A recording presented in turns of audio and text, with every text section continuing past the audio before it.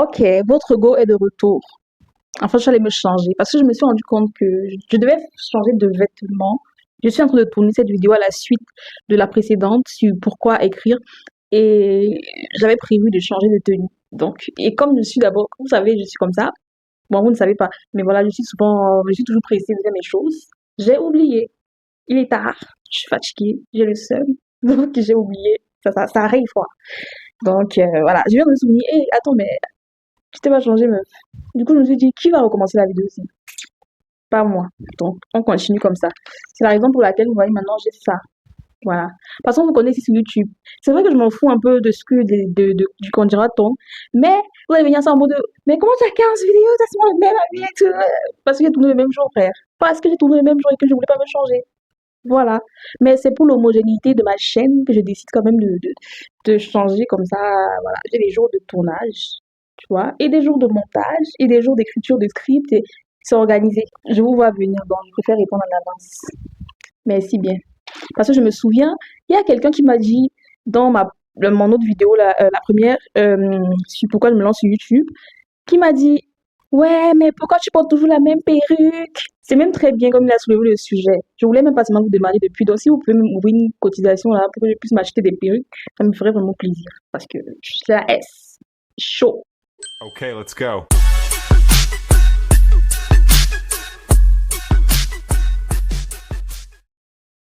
Si c'est la première fois que tu passes par ici, bienvenue sur ma chaîne. Moi, c'est Jen, autrice amatrice d'origine camerounaise.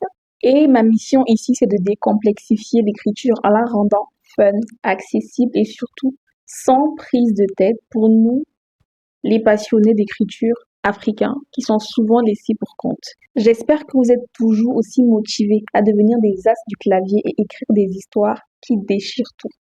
Mais avant que je ne m'engage, like d'abord la vidéo. Et c'est parti pour le show. Oui, c'est maintenant, il faut liker. Et c'est maintenant qu'il faut liker. On va parler des 5 erreurs que font tous les écrivains débutants. Maintenant, si tu te reconnais dans un point ou deux, surtout pas de panique. On est là pour apprendre, progresser et ne plus faire les mêmes bêtises. Répète après moi. On est là pour apprendre, progresser et ne plus faire les mêmes bêtises. Erreur numéro 1. Vouloir que tout soit parfait dès le premier jet. Je plaide coupable. Je parle là en connaissance de cause. J'ai le badge officiel de perfectionnisme niveau expert. En fait, je suis toujours à chipoter, à chercher la virgule de trop ou la phrase pas assez stylée ou j'ai oublié de mettre le point ou l'accent. Bref, ça, c'est tout moi. Si vous voulez savoir le résultat de ce perfectionnisme-là, je n'ai jamais terminé mon premier livre indécis. Voilà. Je n'ai jamais pu le finir parce que je passais mon temps à repasser derrière. Mais bonne nouvelle, grâce à tout ce que je vais te dire aujourd'hui, je vais reprendre ce roman et le terminer. L'objectif d'un premier jet, ce n'est pas d'écrire quelque chose de parfait, mais d'écrire tout court. Donc, tu poseras tes idées, tu videras ta tête et tu pourras toujours revenir plus tard pour corriger ce que tu veux corriger. Le premier jet, c'est le brouillon de tout le monde, c'est le squelette du corps. Donc, tu auras tout le loisir de venir mouler, mettre beaucoup les sums et tu les fais comme tu veux plus tard. Ok? Tu construis, tu testes, tu explores et ça, déjà, c'est énorme. Laisse tomber le syndrome du chef-d'œuvre immédiat et écris tout simplement. Écris comme si personne ne te lisait parce qu'à ce stade, en fait, personne ne te lit. Erreur numéro 2. Se noyer dans les détails. J'ai dit sur le sujet. Oui, oui, je te vois. Toi qui passes 10 lignes à écrire pour décrire un canapé, je te vois. Bleu marine, rayures dorées, vin rouge, trace de vin rouge, pardon, tache ronde de vin rouge, je m'excuse encore, sur le côté gauche, que la tante Germaine de la cousine qui est décédée a laissé. Enfin, paix à son âme, paix à l'âme, je sais qu'elle est décédée, mais ouais, soyons un peu honnêtes, hein. Est-ce que ça change quelque chose à ton histoire? Tous ces détails-là, ça change quoi? Est-ce que ce canapé va sauver le monde? Non. Alors pourquoi tu viens faire une fiche Wikipédia pour lui? Toi-même, dis-moi. Est-ce que c'est bien? Est-ce qu'on fait ça? À moins que ce détail ne soit utile à l'intrigue ou au développement d'un personnage, tu peux raccourcir. Raccourci, pas que tu peux raccourcir. On veut des détails utiles, importants, pas un catalogue Wikipédia ou un catalogue, non pas un catalogue Ikea, je crois que c'est Ikea qui fait les catalogues, bref, pas un truc Ikea là, avec les meubles et tout, non. Pas droit au but, garde l'essentiel et surtout, fais confiance à l'imagination du lecteur. Parce que la différence entre le film et le livre, c'est que les descriptions sont plus ouvertes, tu vois. Ça nourrit l'imaginaire du lecteur. Donc le lecteur doit pouvoir, chaque lecteur doit pouvoir s'imaginer comme il, selon sa personnalité et selon comment il a un regard sur les choses, comment peut être cette scène, comment peut être ce canapé, comment, tu vois, donne assez de détails sans trop en dévoiler non plus. Erreur numéro 3, écrit sans structure. C'est comme partir en voyage sans argent ou pire, partir à l'étranger sans passeport. Tu peux tenter, mais on sait tous comment ça va tourner. On sait tous comment ça va finir. En fait, personne ne te demande de faire un plan de 10 pages, mais de prendre quelques minutes pour tracer les grandes lignes. Un début qui accroche, un milieu qui tient la route et une fin qui fait wow, tout simplement. Avoir une structure va éviter à ton histoire de partir en freestyle.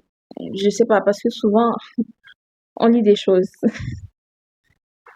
Je sais pas. Souvent, tu peux commencer une histoire, ce n'est pas du tout un truc de base. En fait, tellement tu n'as pas prévu que tu te retrouves à mener des choses qui sont pas cohérentes. Enfin, ça dépend aussi, hein, encore une fois, de ce que tu veux faire.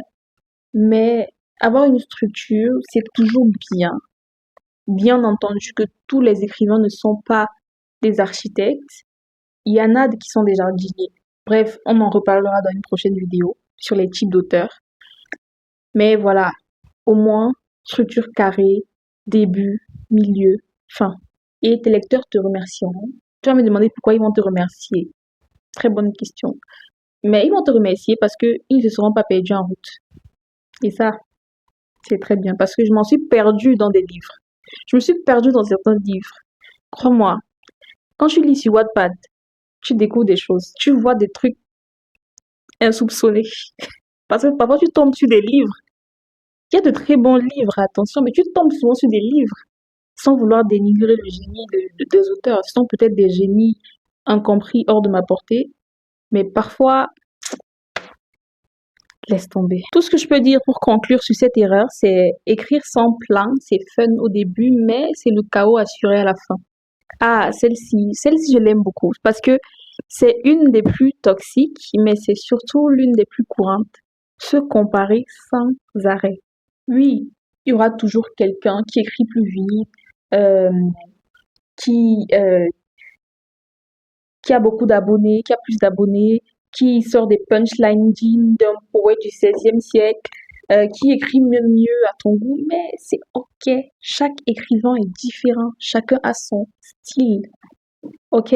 Ce n'est pas parce que toi, tu galères à écrire 2 lignes que ton texte vaut mieux que celui d'un autre.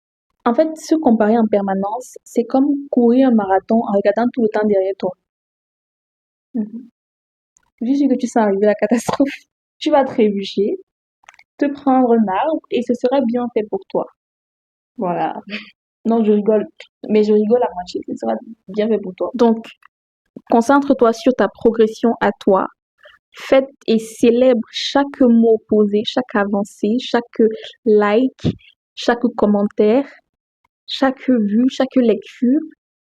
Et fais ton petit bout de chemin, putain. 5e erreur, et pas des moindres, refuser d'écouter les retours. Ah, l'ego, mon ami. L'ego peut être sournois, ce petit truc-là. Hein? 3 petites lettres, 3 millilettres comme cela. Mais, d'un côté, tu as des auteurs qui manquent de confiance en eux. Et de l'autre, tu as ceux qui sont en mode moi, je suis un génie incompris, je ne change rien. Mais vous savez quoi? Un bon retour constructif, eh bien, ça vaut de l'or. Parce que l'écriture aussi, c'est un apprentissage. Plus tu écris, plus tu apprends, plus tu grandis, etc. Et ça passe par les retours, ça passe par tout ça. Parce qu'au final, tu écris peut-être pour toi, mais tu écris aussi pour autrui, tu vois. Et je pense, pour ma part, qu'il y a toujours un point d'amélioration. Même si ça te pique un peu qu'on te dise certaines choses, si c'est constructif, Ça peut te faire progresser. Ne jette pas. Prends du recul, respire un bon coup et écoute ce qu'on te dit. Mais si c'est gratuit et méchant, franchement, jette à la poubelle, hein, parce que moi-même, j'ai un ego. Je parle parce que je sais. Et ça peut m'arriver. Des fois, tu écris un texte, t'es tellement fier. Je te dis, ah ça va tout péter, ça va tout casser. J'ai d'être ça, en fait. Je me dis, ah non, it's giving, it's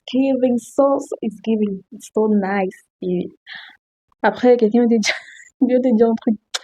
Tu restes vraiment, ah ouais, pardon. En fait, ça te fait mal, ça te pique. Quelqu'un vient te lâcher un commentaire en mode de genre, il a pas kiffé du tout, tu vois. Et ça peut vexer, je peux le comprendre. Mais si les commentaires sont formulés avec bienveillance, parce que tu en auras toujours des malveillants, tu en auras toujours qui seront là pour critiquer. Donc, ils sont en mode critiquer pour critiquer. Ceux-là, on s'en fout. On n'a rien à faire d'eux. Quand tu as quelque chose à redire, apporte des points d'amélioration. Sinon, ferme ta gueule. On n'a pas besoin de toi. Bon, pour donner une conclusion plus positive à cette erreur, l'écriture, c'est aussi se remettre en question, pas pour devenir parfait, mais plutôt pour devenir meilleur. Et voilà, maintenant tu connais les 5 erreurs que fait un écrivain débutant. Si cette vidéo t'a aidé ou que tu t'es reconnu dans l'une de ces erreurs, n'hésite pas à lâcher un petit like.